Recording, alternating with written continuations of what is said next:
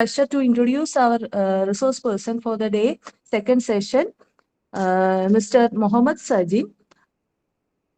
He's a chartered, he's a co-founder of the Arcite Kollam, and the topic is resilient and adaptive electrical systems for net zero energy buildings. Mr. Muhammed Sajin is chartered electrical engineer and a distinguished academician with over 11 years of teaching experience in the engineering education sector. He is the co-founder and chief growth officer of the Arcite Education Solutions Private Limited, where he has been instrumental in transforming engineering skill training and fostering a culture of practical industry-driven learning. He is an A-class electrical license holder and an active member of several reputed national and international engineering bodies. A highly impactful trainer, Mr. Sajin has conducted over 600 engineering workshops across leading engineering colleges in South India. His sessions have benefited thousands of engineering students, offering them industry exposure, practical insights, and career-oriented technical knowledge. His dedication to engineering education has earned him a place in the India Book of Records for conducting the maximum number of engineering sessions in a single year. Driven by a vision to elevate engineering standards, he has organized and led numerous state level and national level engineering events. Many of these initiatives have received national recognition and prestigious awards, further strengthening his reputation as an innovator in the academic and technical training domain. Under his leadership, Arcite Educational Solution Private Limited has been honored with multiple accolades, including the Best Educational Brand of the Year and Best Skill Training Institute awarded by several esteemed organizations over consecutive years. Mr. Mohammed Sajines continues to inspire students, institutions, and engineering professionals through his leadership expertise and unwavering commitment to developing the next generation of engineers. Sir, we are honored to have you with us, sir. Without further delay, I request you to kindly take over and begin the second session. Thank you, ma'am. Thank you so much for the introduction. It's my proud to take this FDP uh, on behalf of Arcade Education Solutions Private Limited. And എനിക്ക് തോന്നുന്നു ഏറ്റവും relevant ആയിട്ടുള്ള ഈ ഒരു അവസ്ഥയിൽ ഏറ്റവും relevant ആയിട്ടുള്ള ഒരു ടോപ്പിക്കാണ് നമ്മൾ ഇന്ന് ഡിസ്കസ് ചെയ്യാൻ പോകുന്നത്. ഇന്ന് for the whole universe it's inevitable that we should consider the renewable energy resources and the optimized utilization of that particular resources. And ഞാൻ എൻ്റെ സ്ക്രീൻ ഒന്ന് ഷെയർ ചെയ്യാം.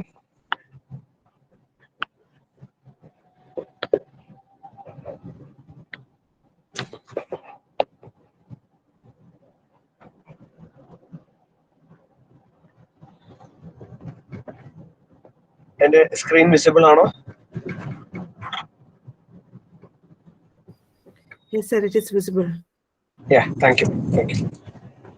So the topic, as already mentioned, it's resilient and adaptive electrical systems for net zero energy buildings. So you may heard about net zero energy buildings. ഞാനൊരു discussion പോലെയാണ് ഉദ്ദേശിക്കുന്നത് rather than training. ഒരു discussion ആണ് ഞാൻ ഉദ്ദേശിക്കുന്നത്. So you may have heard about net zero energy buildings, right?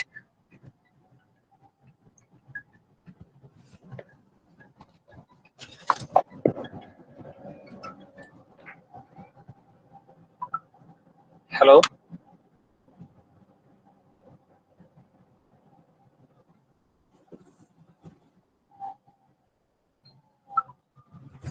Sir, your screen is visible.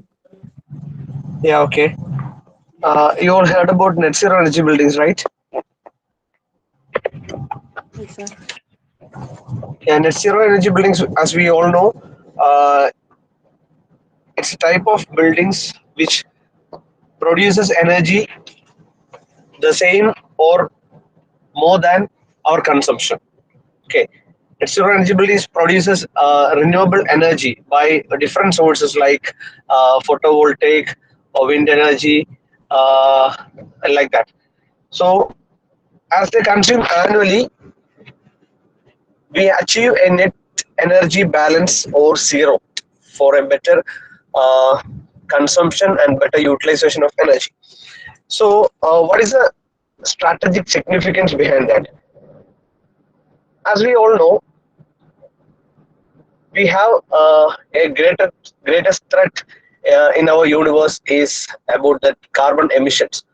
So we all are into the reducing of carbon emissions, right? So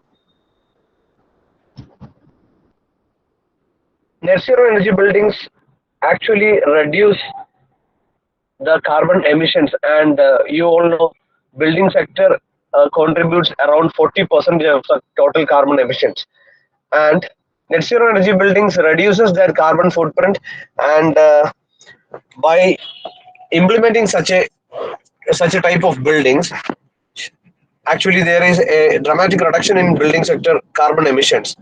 Around 40% of the global carbon dioxide output, we have around uh, mitigate that particular carbon emissions through net zero energy building. And as you all know, there is a type of buildings called green buildings. Has anyone heard about green buildings?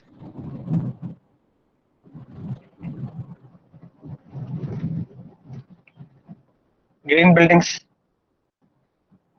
Anyone? Actually, before come to net zero energy building, we need to discuss about green buildings, right? So, what is green building?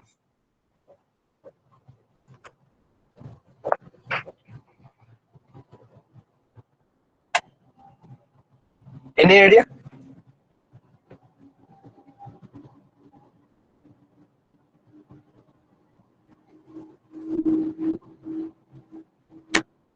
Anyone? Please. Like utilizing existing infrastructure itself, like revamping. Yes, sir. Yeah, actually, green buildings are buildings. Those are very close to nature, actually. And green buildings. Sometimes when we say about green buildings, someone say green buildings are purely nature-oriented buildings. It's not like that. Green buildings reduces energy consumption, and green buildings reduces the uh, hazards of hazards, or it mitigates the environmental impact. Actually, those are green buildings. Green buildings are certified by agencies like Griha, LEED, and Indian Green Building Council, etc. When we recognize a building as a green building, we should point into some areas like water consumption, energy conservation, and water conservation itself, and the usage of virgin materials, and something like that. So, net zero energy buildings are a type of green buildings where consumption of energy is equivalent or lesser than the generation from that building itself. That is called net zero energy building, and that's the difference between green building and net zero energy buildings. All net zero energy buildings may be green buildings, but the reverse may not be happen all times. So when we come to the strategic significance, as I already discussed about the climatic impact and economic benefits. So as well as green buildings or NZBEBs are concerned, the utilization or maintenance cost is much lesser than the conventional buildings, and we can uh, forecast the building life cycle is something big compared to the conventional type of buildings. So these are the economic benefits of net zero energy buildings, and these type of energy buildings actually integrates more renewable energy sources, and it optimizes the energy utilization of the building, and it employs around energy efficient components, and these are the core principles actually behind the NZEB type of buildings. So this can be integrated to the grid as well.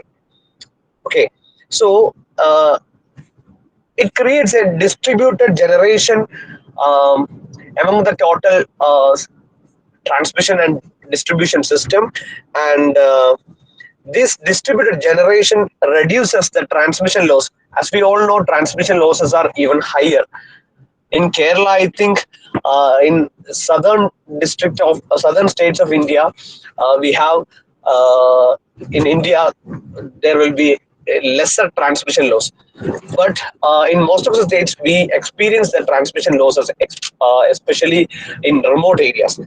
So with the distributed transmission and distributed generation, we can reduce the transmission losses, and it will enhances the stability of the grid as well. So NZEB will impact on the grid integration as well, and obviously into the occupant health.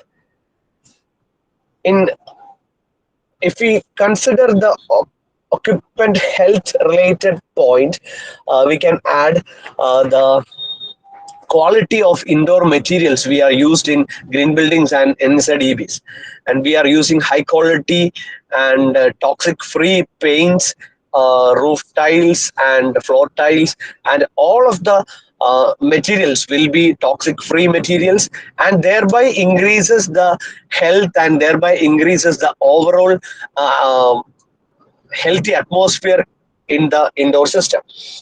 So, and also we are providing passive architecture in the green buildings and the occupant health as well. What do you mean by passive architecture? Passive architecture means providing natural ventilation, providing heat, insulated walls, and like that.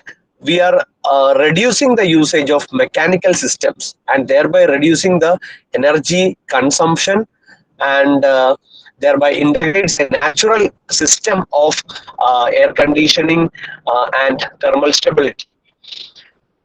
Also, we will provide around good type of ventilation and natural lighting, uh, including the glass partition, facades, and all. We provide in the indoor and exterior area, and thereby we can reduces the energy consumption, and we can improve the occupant health as well. So, coming into the core principles of NZEB electrical systems, as I already discussed, the energy efficient design. We are using ultra efficient lighting system with occupant sensing modules.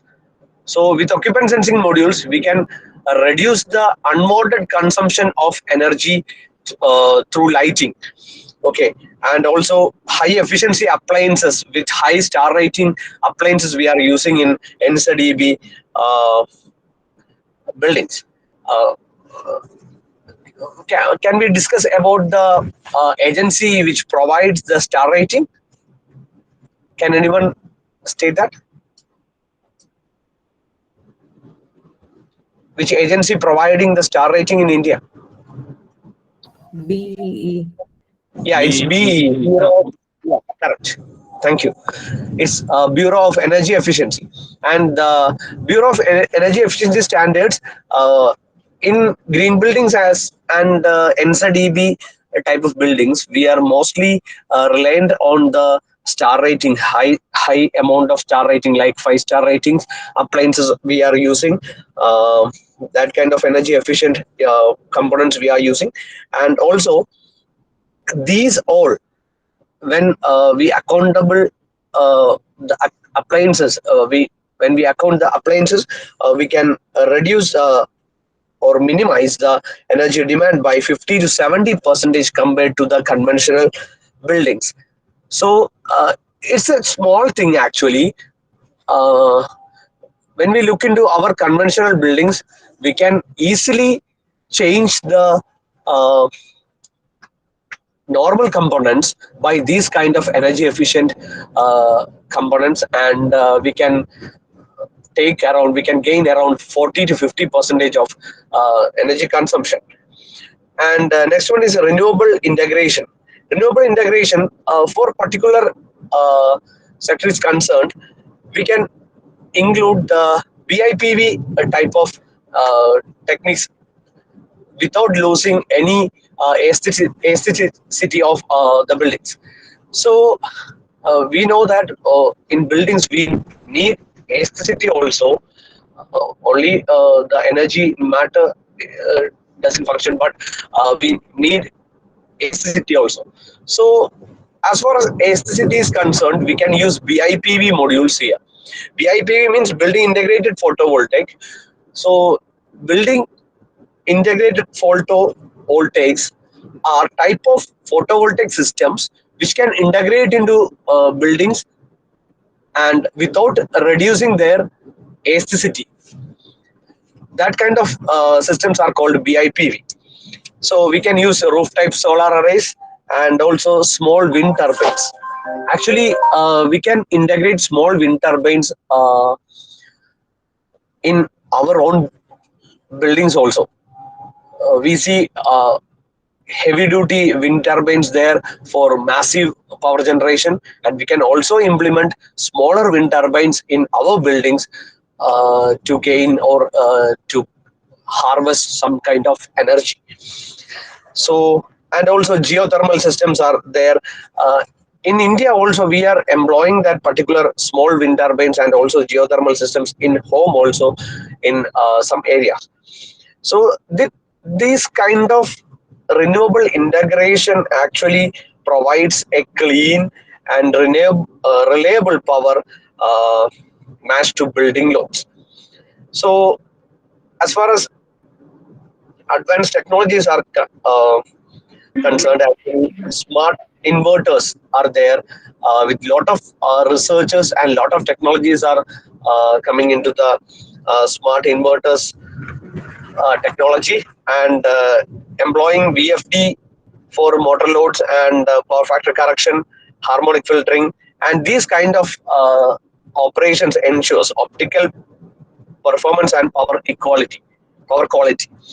So as we all know, power quality is very much important in transmission as well as distribution. So for that, we are introducing some technologies, including cyber security related technologies also to improve the power quality of the system. So these are the core principles of NZEB electrical systems. And coming into resilient type of electrical system, uh, can anyone say what is a resilient type of electrical systems?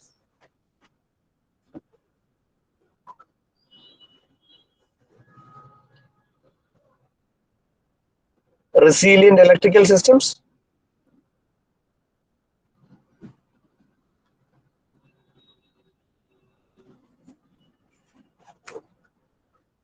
Resilient systems are actually systems that responds quickly and it responds very quickly to the collapse or any natural disaster, any distractions, any quick distractions, any quick surges and transient situations.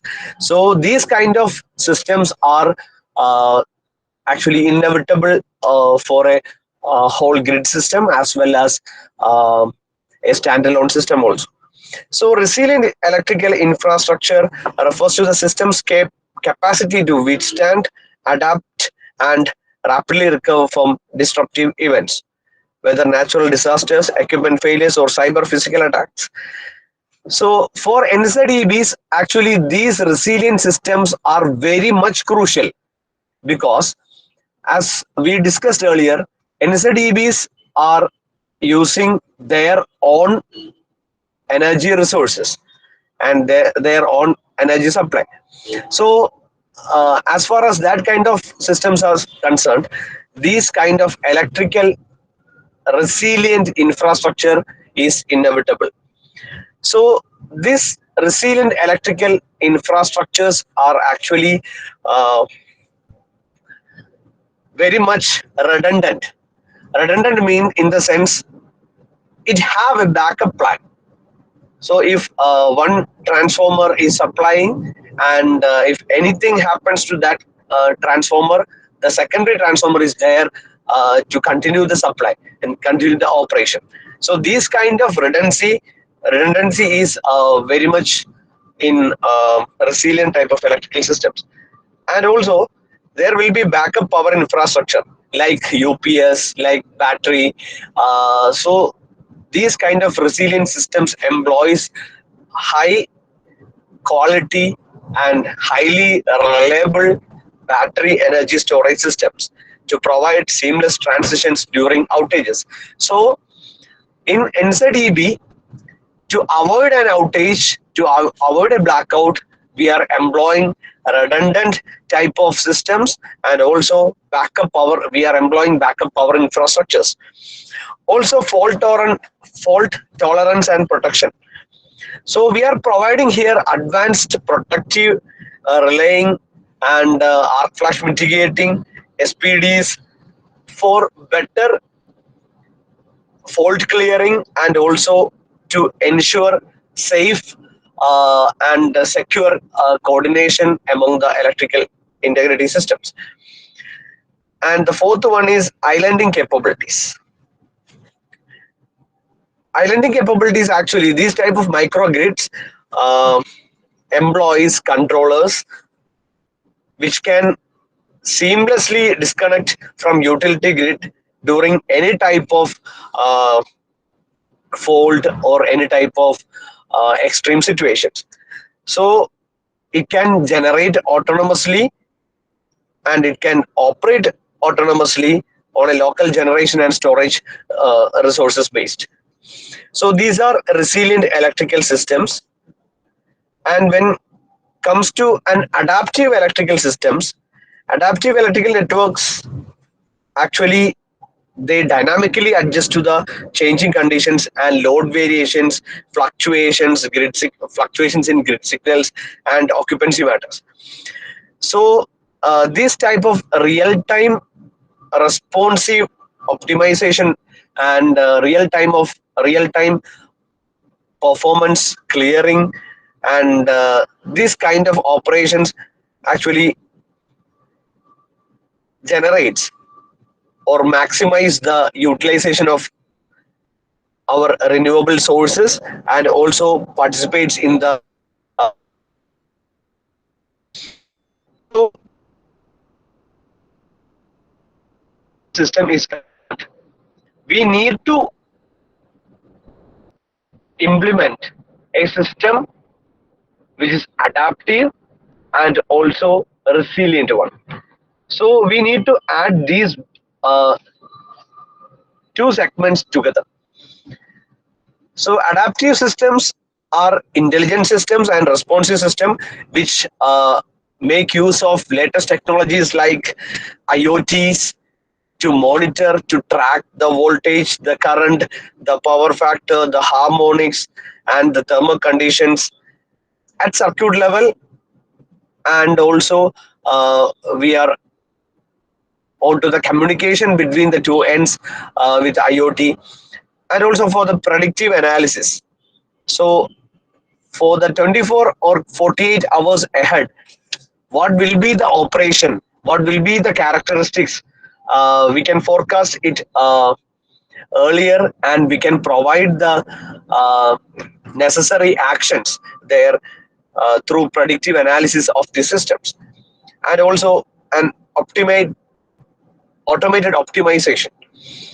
So as far as HVAC operation, heating, ventilation and air conditioning operations, uh, or to dispatch loads, manage storage charging, we can use an AI driven automated system, thereby reduces the human errors, thereby reduces the uh, overall uh, close monitoring related activities. And for that there will be an automated optimization throughout the hour. So with these type of intelligent and responsive systems, with continuous monitoring, with predictive analytics, and also with automated optimization, adaptive systems actually strengthen the electrical system with the latest technologies. So I said earlier, adaptive systems and resilient systems. They both work independently, and we need to integrate adaptive systems as well as resilient systems together to form a better electrical system. So that kind of electrical systems is highly necessary for a system like NZEB, net zero energy buildings. So when we integrate these technologies in NZEB, we can look onto several components of NZEB. One is smart grid systems. Smart grid systems, as you all know, we need bidirectional communication there, and we need reactive power compensation there.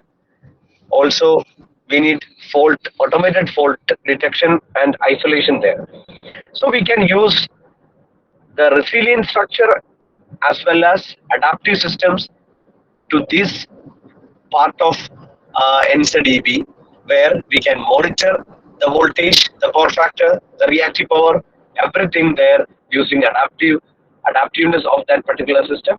And also it is very much prone to the resilient nature of that particular electrical system. And next one is energy storage. As we discussed, we need a backup integration or backup infrastructure there, which is very much strong enough to avoid any type of outages. So these kind of latest energy storage techniques, and also the latest building management system BMS components, ensures safety and longevity through precise charge control and also through monitoring. And the next one is building automation. We can integrate so much systems to coordinate the lighting part, the HVAC part, the security part, and electrical loads. Actually, these all are under building management system department, and in building management system, they give more importance to the optimization of energy, and they give more importance to the monitoring part, and thereby they can employ the most efficient controlling part there. So an occupancy based scheduling is very much important in these kind of systems to reduce the energy consumption, and daylight harvesting, reduce consumption by 30 to 40% while maintaining comfort as well. So that's the point there. So these kind of NZEB buildings and the green buildings improvises the comfort, improvises the health part, improvises the overall uh, mood of the buildings, and also they reduces the energy consumption of that can be happened because of the lighting, HVAC systems, and other electrical loads there. So if we employ an building automation there, we can employ the latest modules of building management systems, and by employing these kind of building management systems, we can improve the overall energy conservation of that particular building. And next one is digital twin technology. Digital twin technology is something actually, there is a technology called BIM technology. I think you may have heard about BIM technology, building information modeling. Building information modeling is not a technology which comes in the pre-construction or pre-installation part. It will be there in the overall lifespan of the building. So when building information modeling or BIM technology is concerned, in electrical part, through BIM technology we can integrate or we can optimize maximum energy efficient system there, and we need to monitor that particular systems, and we need to employ the sensor based energy equipment, like energy appliances, and we need to employ that kind of the high standard appliances there. And like that, BIM technology improvises the overall energy efficiency of the building, and digital twin is a part of actually BIM technology. Digital twin actually it virtually replicate the electrical system behavior, and which enable the predictive maintenance, the predictive outputs in the coming hours or the coming days or the coming operation. So digital twin technology predicts how it's going to behave, how these electrical systems are going to behave. So using digital twin technology, we can forecast, we can predict the performance of the electrical systems, and we can employ any type of controlling action to avoid any type of uh, outages or any type of faults. So that type of technology is called digital twin technology, and also we can employ augmented reality there, which it's another type of technology like digital twin technology. Um, this augmented reality actually uh, improvises or the actually can with this technology the technicians can visualize the real time data and equipment manuals and the troubleshooting areas, and thereby reducing the maintenance errors through augmented reality. So these kind of using augmented reality, or even we can employ with the virtual reality headsets also.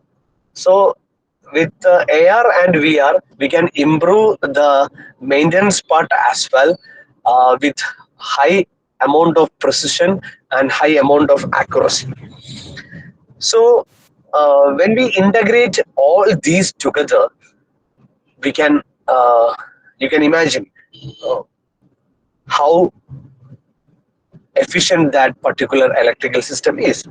So coming into the case study of an NZEB structure in Seattle, it's called Bullet Center. Bullet Center is actually a data center in Seattle, and it's a huge data center as well. And as far as data centers are concerned, we know that there may be huge amount of energy consumption, and there may be huge amount of harmonics as well, as they are data centers. So its Bullet Center is completed in 2013 with a square feet area of 50,000 square feet, and it's a six-storied building. So it's globally recognized as an NZEB structure and a green building as well, by the green building agencies like LEED. So they occupies solar generation there using building integrated photovoltaic type of systems. There were around 475 photovoltaic panels which can generate around 230,000 kilowatt hour annually, and it exceeding the building consumption by 60% in some years. So in a data center, we are generating a huge amount of electrical energy. In the present scenario, we see that if a data center is constructed, there may be a huge amount of consumption. Here, there is the consumption, but they generated, and the it will exceed the building consumption in some years by around 60% itself. And it's not a part of generation. Uh, if we generate more and we consume more, there won't be any meaning in that. So here there is an optimized generation and also well restricted and well optimized consumption scenario is there.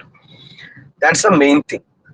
So when we look into the energy management there, they employs the BMS system, they employs the adaptive technologies, and thereby occupying many type of sensors and plug load monitoring systems. They reduces the energy consumption to a huge extent, and they also employs a resilient infrastructure also, which includes the battery storage, the microgrid controls, and they ensure a generator backup for a 72-hour autonomous operation during grid outage. So we can see around 3 days autonomous working through this resilient or backup infrastructure. So that kind of importance they are giving to the installation part and to the resilient and adaptive nature of the system.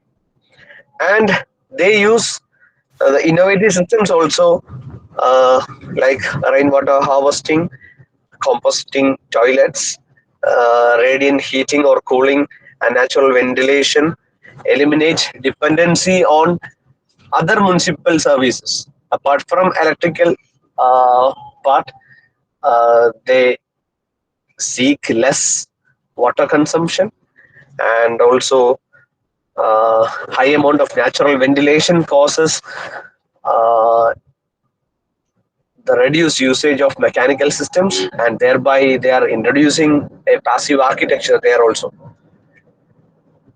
And what is the quantified benefits or tangible benefits of resilient adaptive electrical systems? When we combine the resilience and also the adaptiveness of the electrical system, what will be the quantified or tangible benefits, the benefits we can see? First one and the most important one is the system reliability. As you can see, we discussed adaptive systems as well as resilient systems independently, and we look onto the uh, integration part as well.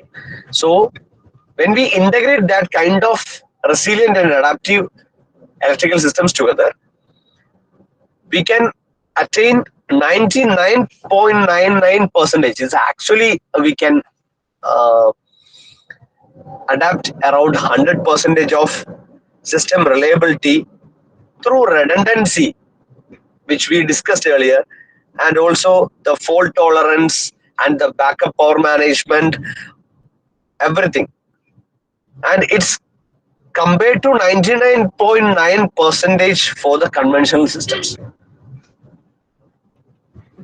And energy cost reduction is somewhat above 40 to 60 percentage through the techniques we have discussed earlier. And also carbon footprints. So decarbonization is a big challenge in the present year and will be the big challenge in the coming year also. So these kind of systems reduces the carbon emissions by 75 percentage of a normal conventional building, and the throughout life cycle of that particular building, greenhouse gas reduction compared to the normal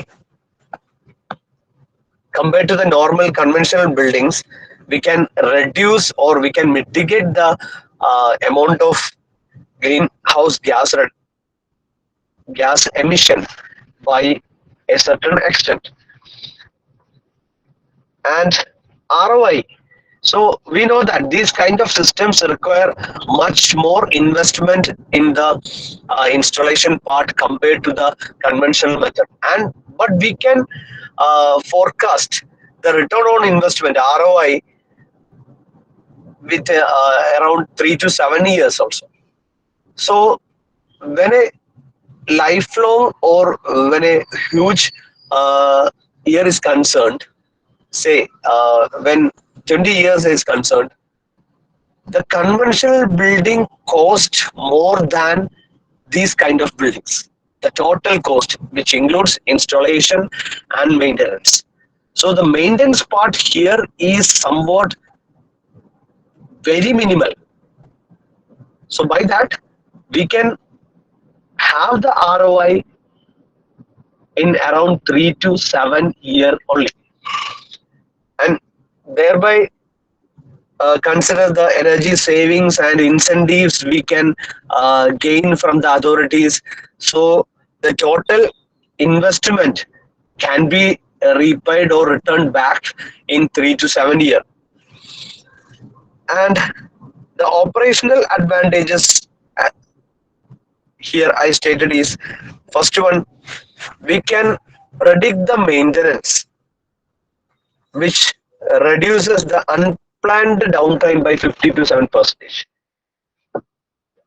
In Kerala, especially, we have unpredicted load sheddings, unpredicted outages here. So it's very annoying and it's very unreliable. So as far as an MCDB is concerned, we can we can predict the maintenance, and that kind of predictive maintenance reduces the unplanned downtime or the outage by 50 to 7%. And the real-time monitoring using IoT uh, uh, like devices, IoT like monitoring, we can enable rapid fault detection. It's a real-time monitoring, like so. Uh, Through that particular real-time monitoring, we can enable rapid fault identification, and we can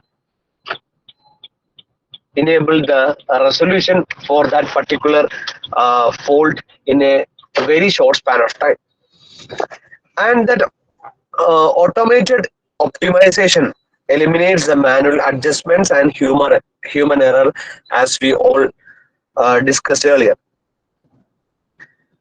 And these kind of systems, NCDB, which employs resilient and also adaptive systems, we can enhance the power quality and protect the sensitive electronic equipments like sensors, like some uh, monitoring devices, like some networking devices, etc. So these are the operational advantages of resilient adaptive electrical systems. And a strategic value, we can say, actually these kind of systems are the future actually. So in the coming trend, we are mostly on to the short span of outages. We need continuous supply throughout, and we need to have resilient structures to defend with the natural disasters, and also with the unpredicted faults and transients occurs. And for that, we need to employ these kind of resilient adaptive electrical systems. And regulatory compliance, actually, with evolving energy codes and mandates. Actually, there is a regulatory uh, code actually coming in the next 2028. I think it will be published on 2028 with the latest energy codes, and I think the draft has been prepared.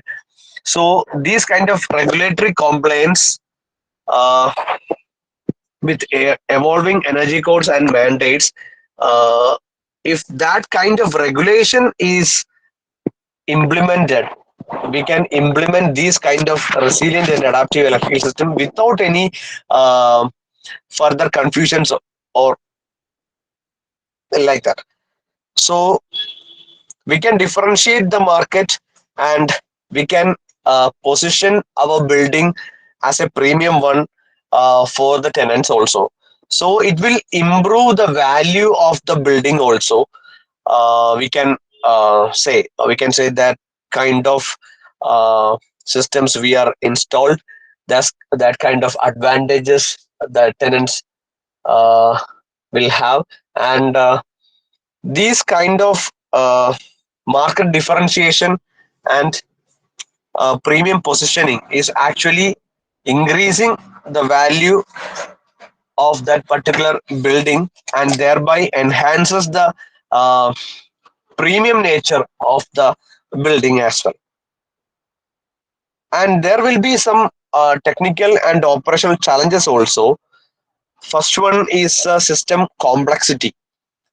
As we discussed, there will be lot of advantages and a lot of operational benefits for these kind of systems, but there were some challenges also. First one is system complexity. It requires lot of sensor based equipments, lot of energy, multiple distributed energy resources, needs high quality, highly integratable storage systems, and also the control platforms is there. So the integration of these parts requires sophisticated coordination protocols, and these commissioning timelines extend beyond around 30 to 50 percentage of the conventional systems. So these kind of uh, system complexity will be there in the installation, testing, commissioning, and operation of the particular NCDB systems, which employs resilient and adaptive electrical systems. And also, there will be some kind of cybersecurity vulnerabilities also. It will be a great threat if someone attack the system through the cyber protocols. So implementation of industrial cybersecurity standards, network segmentation, encryption, and continuous threat monitoring are essential for these kind of resilient adaptive electrical systems. But it further add to the cost and complexity of the system as well. So these kind of cloud connected systems create heavily uh, heavy amount of attacks through cyber networking, but we need high quality cybersecurity protocols, high quality or highly integratable cybersecurity modules there. So but this also cost further, and this add to the complexity as well. So as far as the energy storage economy, we know that these type of future battery prices are uh, very much higher compared to the normal battery storage systems, and the battery capital cost is very much higher, and we can't compromise in that particular battery energy storage systems, as they are the backbone of this adaptive resilient electrical system. So the battery capital cost higher in the installation part, and the maintenance of such batteries are inevitable, and we need to closely monitor the battery performances and the battery parameters also. So with the invent of future batteries, we can hope for the best recycling and disposal part of the batteries as well. And in the grid connection, there will be some compliances, there will be some regulations, which is more complex, and we need to study the protection coordinations. We need to have the utility approval process, and these can delay the overall project timeline to around 6 to 18 months, and require costly equipment upgrades also for the grid integration.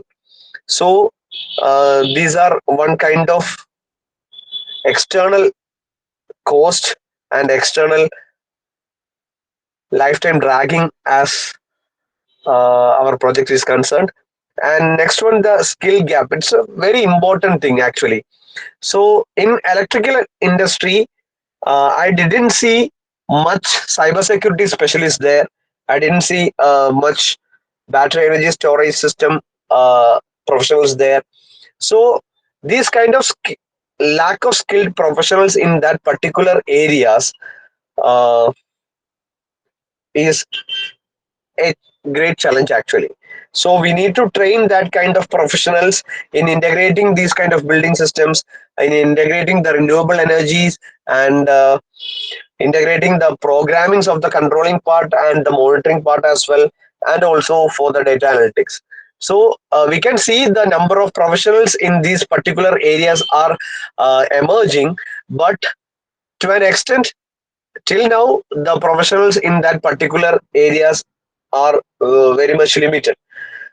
So the training and professional developments are ongoing. Actually, we are also giving training for these kind of professionals also. So these kind of trainings and professional developments are ongoing, and surely they are critical. So, but the amount of professionals who are aware about this particular area is very much limited.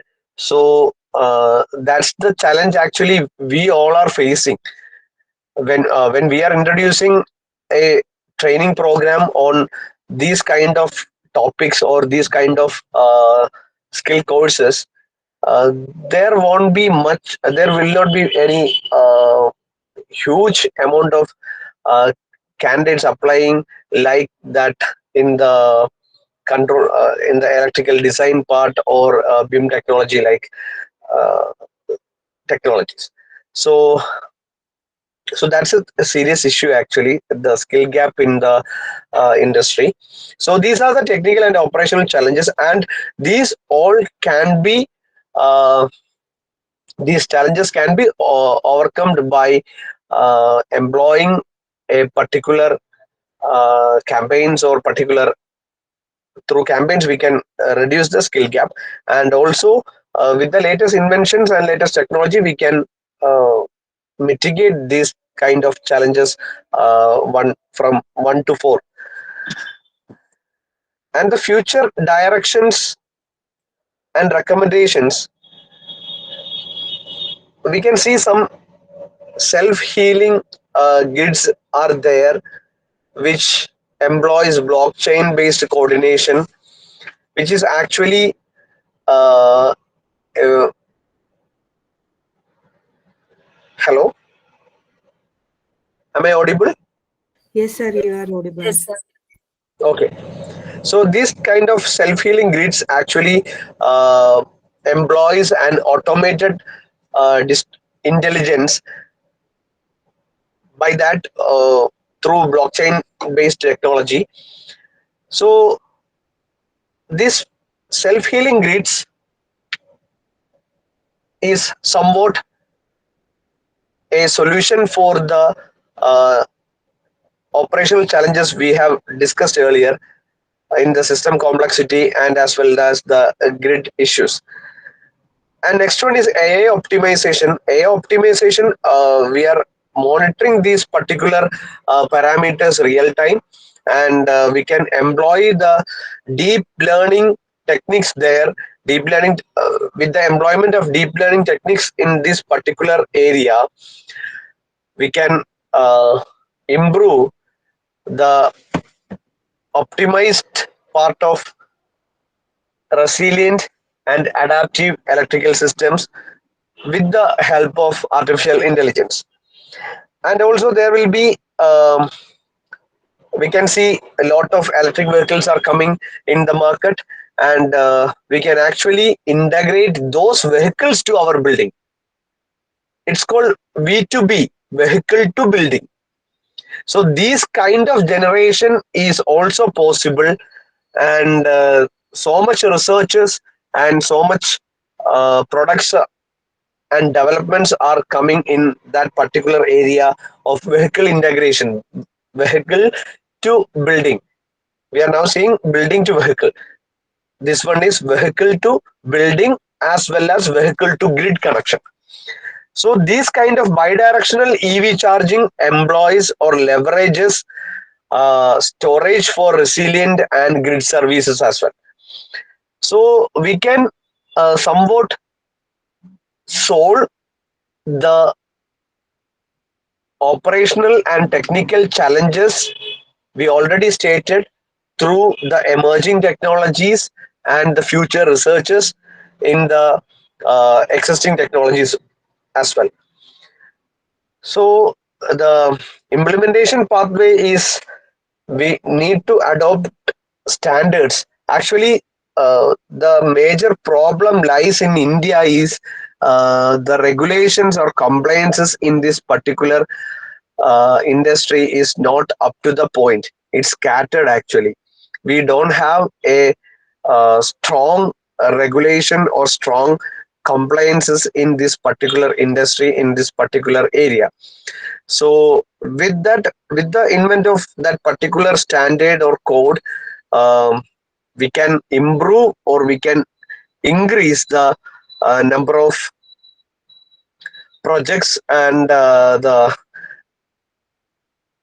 technical to improve the technicality of the existing projects as well.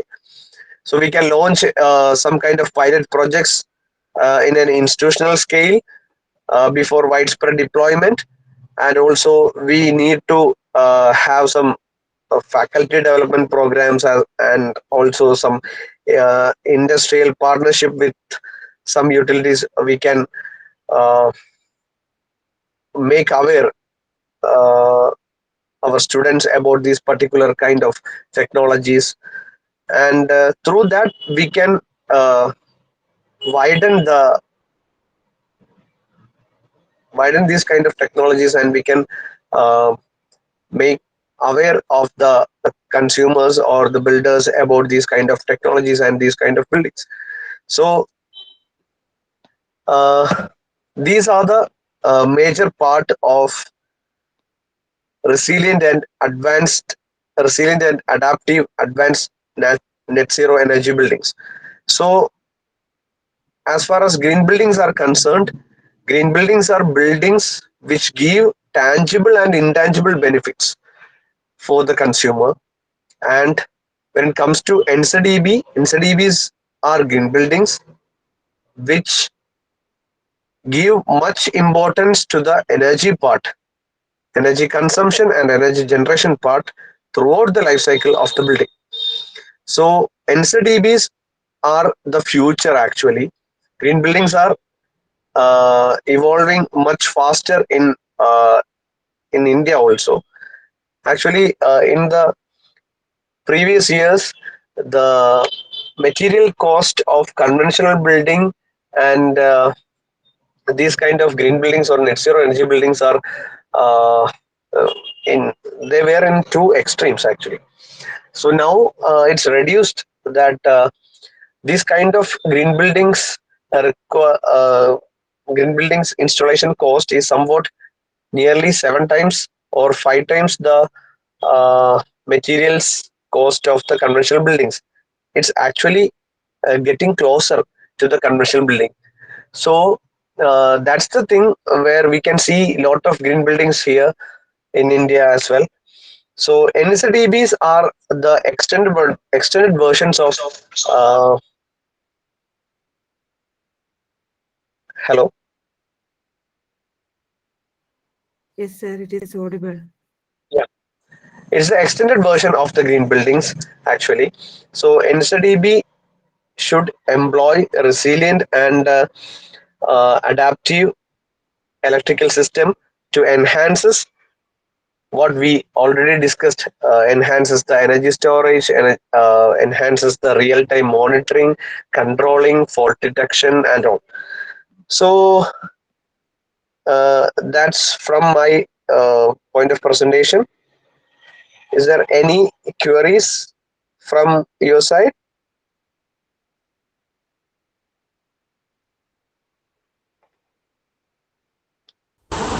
Participants have any questions or queries, you can ask. Now the session is for the open session.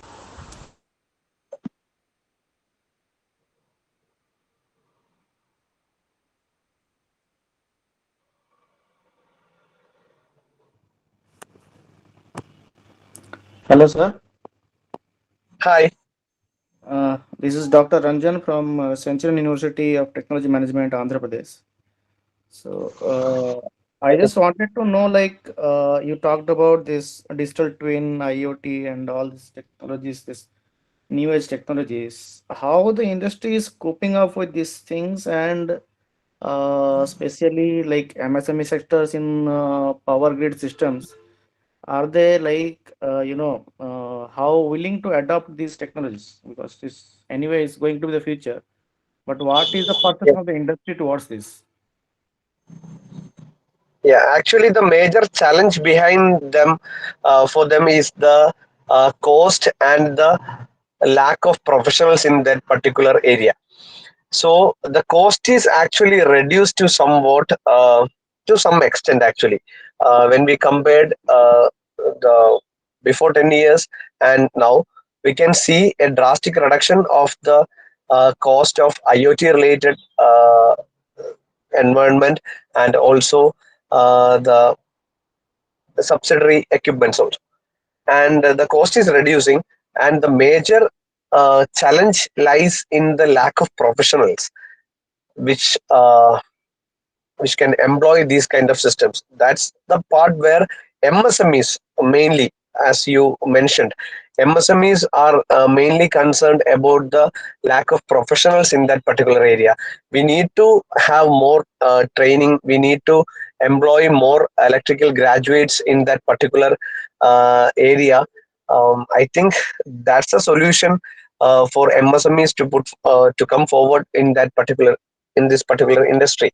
But when these kind of MSMEs adopted these kind of systems, it will be a great boost to the total energy consumption of our grid, and as well they can also widen their services to a global level.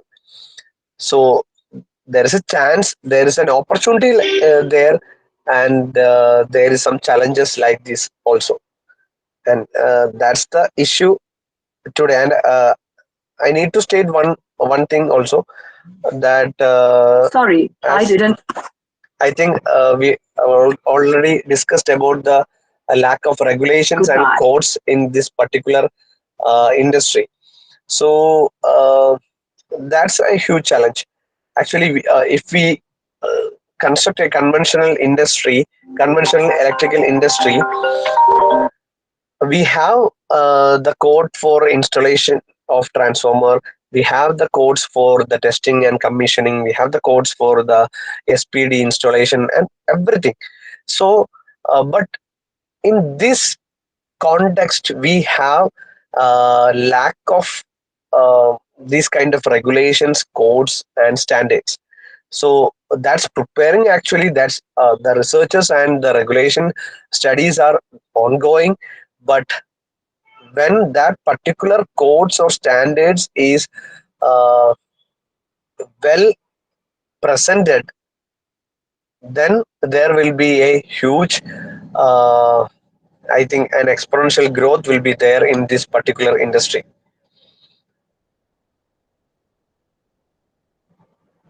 And in this regard, also, if we implement the AI advancement, okay. So how do Yes. you see the carbon emission going? Because all over India, news is coming and social media also. It is a lot of things are that trees are being cut, and global warming is already on the rise. So once we adopt the AI technologies to maintain a power grid, and that too if there is grids like wind and solar and other geothermal technologies, so how do you see that carbon emission will be it will be reduced, or it is going up, or what's is going to happen to that? Yes, sir. I think in India, carbon emissions are still rising, but the growth of that particular rise has slowed down in 2025. Uh, I came across an article and a report. I think India's carbon emissions are still rising, but the growth has slowed in 2025. Actually, AI can both help uh, cut emissions across sectors and increase the energy demand via data centers, if not managed with clean power and efficiency. Right. In 2025, actually, we forecasted the fossil carbon dioxide uh, rise is about 1.4 percentage, I think, in 2025. It's much slower than 2024. I think in 2024 it's around 3 point something. So the rise is slow down in 2025. But even that particular slowdown, we have around 3.2 billion tons of per capita emissions. So this is the current scenario actually, and the power sector carbon dioxide felt about 1% in the first half of 2025 due to strong renewable addition and uh, decoupling potential. We are showing decoupling potential actually. So the carbon dioxide emission is slowing down. The growth of that particular carbon dioxide emission is slowing down in India. Rising is there, but the rate of rise is slowing down. We can see that particular parameters, which is fruitful for us. And I think India has set a climate target also. India has pledged actually net zero by 2070. I think if that pledge is happened, we can foster many things. And come to AI upside for decarbonization. Actually, utilities and renewables use AI for forecasting, predictive maintenance, and grid optimization, actually, which reduces the emission actually. And logistics, buildings, and manufacturing, they all are applying AI to route optimization and HVAC control. HVAC is the major part in carbon emission and also in the what ozone layer depletion responsibility. HVAC plays a crucial role there. So implementing AI into HVAC control and through predictive maintenance to cut energy usage and to cut these kind of emissions, we can use AI for forecasting, predictive maintenance, and the grid optimization as well. And also, uh, yeah, India has launched a particular uh, campaign like Power AI with Clean Energy like campaign. So this uh, co-locate data centers with renewables and storage to align with 500 gigawatt non-fossil ambitions. So this Power AI with clean energy mostly focus on the data centers where carbon emissions are very high. So in that particular data centers, we can employ AI technology to reduce that particular emissions and thereby contributes to the lower carbon emission of the country. And also uh, leverage we can leverage AI for heavy emitters also. Heavy emitters like in grids, in industry, in buildings. So these are the major initiatives India has taken, and I think in 2028 or 2030, we can see a tangible structure of these particular initiatives which we have taken now. and some plants in I think in Gujarat and uh, I think in Gujarat actually. Gujarat, some plants use AI to predict equipment failures and tune their set points for furnaces, for compressors and HVAC systems, thereby lowering the downtime and energy per unit output. So these kind of plants are rising actually, and we need to have more kind of these kind of more these kind of plants in the heavy emitter sector, and we need to manage our energy properly. Actually, in Kerala or in southern states, I can't see a mandatory audit in every buildings or in every high emitters or in every high tension consumers. So these kind of energy management and audit is necessary. Then only we can um, predict the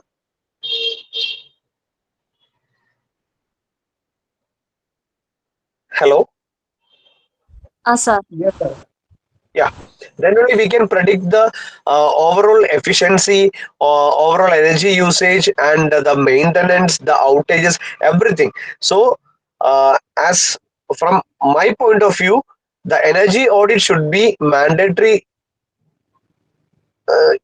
for every heavy users, every HT consumers. Energy auditing is mandatory. I think some and government sectors, some departments have that energy auditing, and I think it's biannually or I think in 3 years they have some energy audits. But these energy audits should be done annually, and then also we can implement lot of energy management techniques, lot of optimization techniques there. So in heavy industries like steel industries and cement or chemical industries, AI need to uh, indulge very effectively for the carbon emission process, for monitoring, for controlling, and also for maintenance. So I think AI can include uh, so we can include AI in these kind of areas, and also AI can include in energy audit as well, where we can deploy digital twins for some process lines, where if we conventionally approaching a process, there will be a huge consumption there. And let's think, we introduce as a digital twin or virtual platform there, and we run the process there, and we can see the energy consumption, we can see the uh, fault or challenges there, and by clearing all this we are charging the system. That approach gives much more efficient and optimized structure than the conventional structure. So we can deploy digital twins for these kind of high processes in industries, and also we can scheduling the renewable resources well for the better energy harvesting and optimization, and also we can integrate AI to the electrification or electricity industry, and we can skilled more cybersecurity professionals in electrical industry for the better uh, controlling and better security of our grid system. So these all are possible, sir. But the major thing lies is, one is the lack of regulation, second one is the lack of professionals. The cost is, I think, cost is not much higher. When we consider an industry for a long time, this cost can be returned after 4 or 5 years. So the cost, I think, it's not a big point, but I see the big point is the lack of standard or codes, and the next one is the lack of technicians or professionals in that particular industry. Yes, sir. And I have one more question. Like the entire automobile sector is moving towards EV. If in few years' time, we'll have a lot of EVs than the fossil fuel cars. And Yeah. while the EVs will be on the run, the major contributor towards is the climate action is that the battery manufacturing. They produce a lot of carbon emission. Also, this what is called contribute to the global warming. So, how do Yes. you see that the like on the battery manufacturing units will cope up? Is there any possibility that they can contribute towards lower global warming or any kind of innovations is going to be there in your view? Yeah, actually, battery EVs generally deliver lower emissions than ICE vehicles in their working stage. But as you said, that it's a correct point where the uh, disposal of these batteries can cause even higher natural problems. So we can, But yes, sir. that is correct. EVs are producing less carbon emission. That's correct. But the thing is that manufacturing the batteries, they produce a lot of carbon emissions because this Yes, rare earth materials, and if it is a recycling, they also do a lot of chemical process where they produce a lot of carbon emissions. So how do you yes, look that into? yes, sir. Understood. So, as far as the battery manufacturing is concerned, so the battery cell and actually the material refining are energy intensive. Actually, emissions are widely with the local grid mix powering that particular cathode or anode production and recycling. So the core solution behind that, I think, sorry,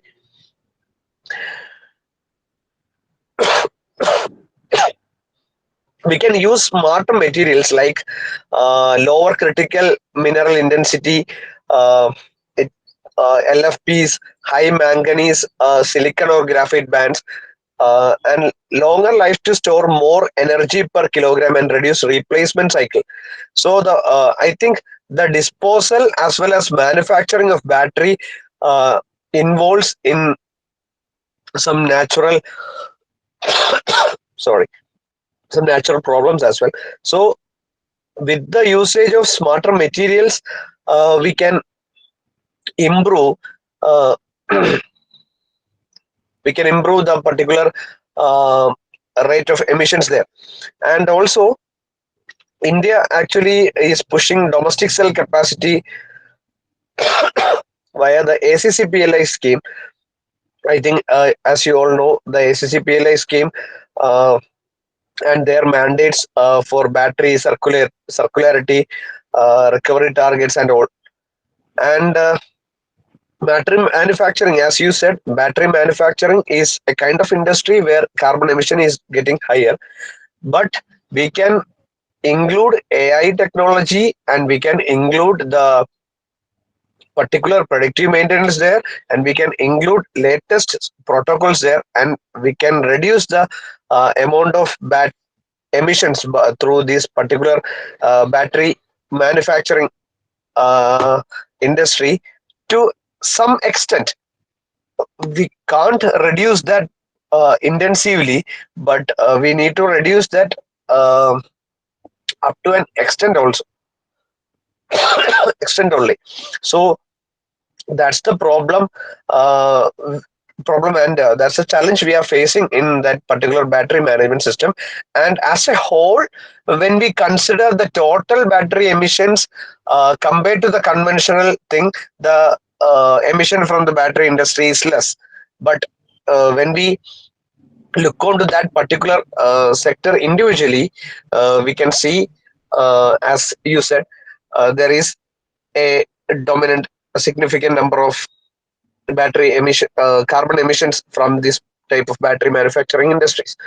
So there should be some policy measures to reduce battery manufacturing emissions. I think uh, that type of enforced extended producer responsibility EPR type of national portal. It's actually a mandate collection and recycling through these kind of portal can reduce the disposal of batteries and thereby causing the natural hazards. So government is, I think, into that particular area actually, and they need to reduce the particular carbon footprint, and they need to reduce the threshold values of that carbon footprint also, and every industry should have the regulatory uh, factors for their emissions. So in India, I think EPR certificate trading and EPR certificate may be mandatory for that particular batteries end-to-end uh, distribution. So I think that will reduce some to a very small extent, I think, and there will be carbon emissions from the battery manufacturing industries for sure. Thank you, sir. Thank you so much, sir.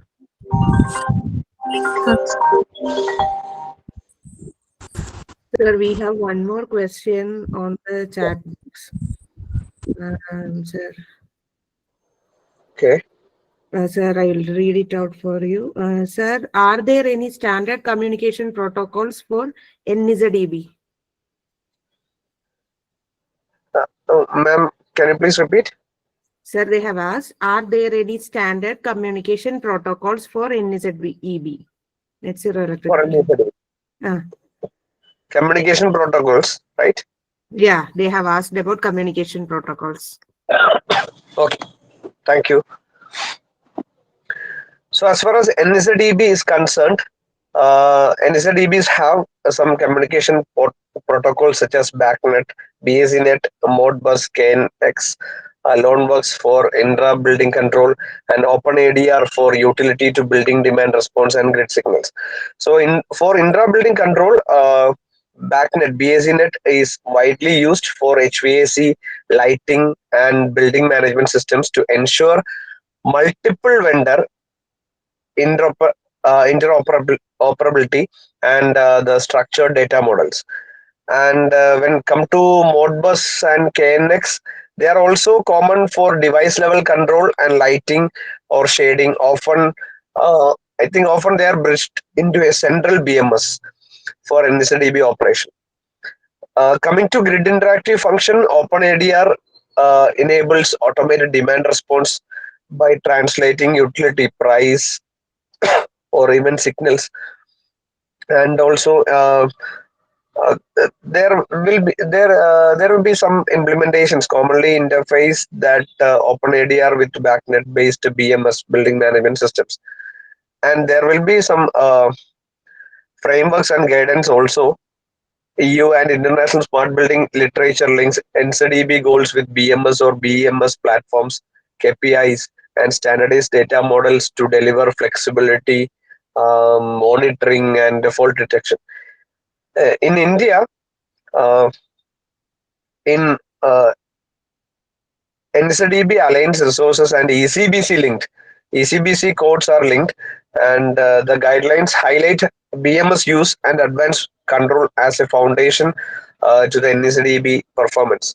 For a practical setup, I think use a BMS that natively supports BACnet or and bridges to Modbus for subsystems with secure IP networking. I think that's a practical setup we can have, and or add an open ADR client or gateway for price or DR events from the utility or aggregator. Then it can be mapped to BACnet points for automated load shifting and all.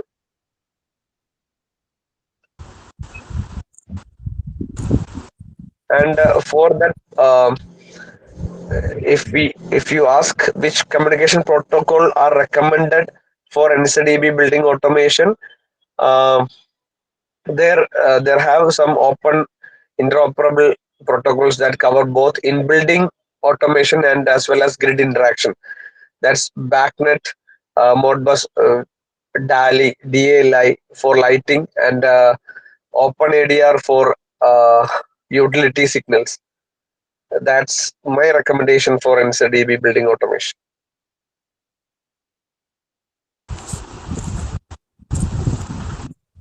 Okay, let's wind up the session one.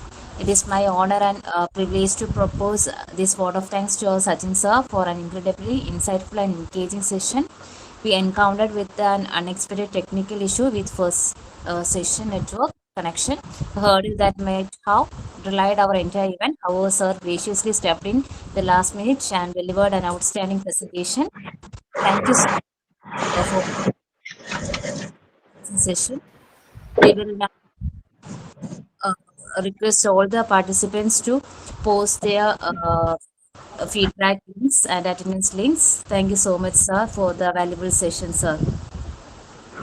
Thank you so much for this opportunity. Thank you. I think you may have some takeaways from this particular session. Thank you for all your time. Thank you so much.